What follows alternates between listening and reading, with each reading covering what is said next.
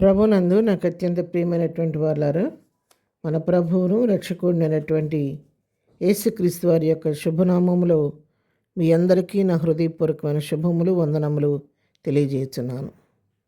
ఉదయకాల సమయంలో దేవుని వాక్యాన్ని ధ్యానం చేసుకుందాము.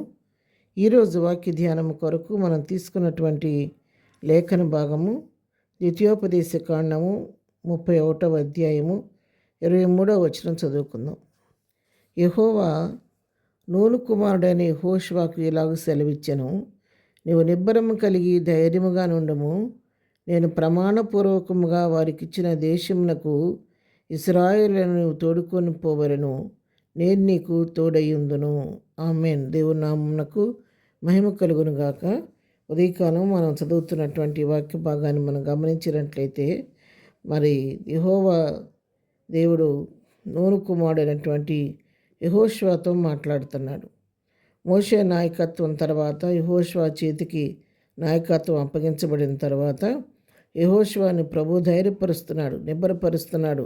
ఎందుకంటే మరి ఇశ్రాయేల్ జనాంగాన్ని మరి నడిపించాల్సిన బాధ్యత ఇప్పుడు యెహోషువ మీద ఉంది. కాబట్టి వారికి ఇస్తానని దేవుడు ఏ వాగ్దానం చేశాడో తను ప్రమాణం చేశాడు. ప్రమాణపూర్వకంగా వారికి ఏ దేశాన్ని అయితే ఇస్తానని చెప్పి వాగ్దానం చేశాడో ఆ వాగ్దాన దేశంలోకి ఇశ్రాయేలును తోడుకొని పోవలసిన బాధ్యత యెహోషువకు ఉంది. యెహోషువ ఇంతవరకు మోషే నాయకత్వంలో నడిపించారు. మరి ఇప్పుడు నేను ఏ విధంగా దీన్ని చేయగలను, ఈ ప్రజల్ని నడిపించగలనా అని చెప్పని తన మనసులో సందేహపడుతున్న సమయంలో యెహోషువను ప్రభు ధైర్యపరుస్తున్నాడు. ఏమనంటే, నీవు నిబ్బరం కలిగి ధైర్యంగా ఉండు. నువ్వు దేని గురించి కృంగిపోవద్దు, పిరికితనం నీలోకి రానివ్వద్దు, అధైర్యపడవద్దు. నేను చేయగలనానని చెప్పి నువ్వు సందేహించొద్దు. నువ్వు నిబ్బరంగా ఉండు, ధైర్యంగా ఉండు. నీవు కాదు, నేనే నడిపించేది నిన్ను. నీవు నిబ్బరంగా ఉన్నప్పుడు, ధైర్యంగా ఉన్నప్పుడు ఉండి, నేను ప్రమాణపూర్వకంగా ఏ దేశాన్ని వారికి ఇస్తానని వాగ్దానం చేశానో ఇశ్రాయేలును ఆ దేశంలోకి నువ్వు తోడుకొని పోవాలి. కాబట్టి నువ్వు ఏమాత్రం కూడా బెదరక నిబ్బరం కలిగి ధైర్యంగా నిలువబడు. ఎందుకంటే నేను నీకు తోడై ఉన్నాను. నువ్వు ఒంటరివాడు కాదు, నేను నీకు తోడుగా ఉండి నీ ముందు నేను నడిపిస్తాను. కాబట్టి నువ్వు దేనికి ఏ పరిస్థితికి భయపడకుండా ధైర్యంగా ముందుకు సాగిపోమని చెప్పని యెహోషువని ప్రభు ధైర్యపరుస్తున్నట్టుగా మనం ఇక్కడ చూస్తున్నాం. ప్రభు ఆ విధంగా దేవుడు యెహోషువను ధైర్యపరిచిన దాన్ని బట్టి తను ముందున్నటువంటి యాత్రలో చక్కగా ఇశ్రాయేలు జనాంగాన్ని ప్రభు ఇచ్చినటువంటి గైడెన్స్ ప్రకారం వారు నడిపించినట్లుగా మనం చూస్తూ ఉన్నాము. మరి ఆ విధంగానే తనకు అప్పగించిన పనిని తన సొంత సుశక్తిని బట్టి కాదు, కానీ దేవుడు తనకు తోడుగా ఉన్న దాన్ని బట్టి, ప్రభువుని బట్టి నిబ్బరం కలిగి ధైర్యం తెచ్చుకొని తన యాత్రలో ముందుండి వారిని నడిపించి వారు చేరవలసిన గమ్యానికి చేర్చినట్లుగా మనం ఇక్కడ చూస్తూ ఉన్నాం. అవును ప్రియరా, ఉదయకాలం దేవుని వాక్యం మనం వింటున్నాము.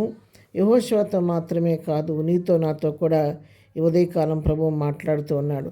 మనం చేపట్టిన ఏ పనైనా కూడా మనం చేస్తున్న దానిలో మనంతటా మనం కొన్నిసార్లు చేయలేని పరిస్థితి వస్తుంది. చేయలేని పరిస్థితిలో అమ్మో ఇది నా వల్ల అవుద్దో కాదో, నేను చేయగలనో లేదో, ఈ పని నేను పూర్తి చేయగలుగుతానో లేదో అనే భయము, ఒక్కోసారి అనుమానం మనలో కూడా కలుగుతూ ఉంటుంది.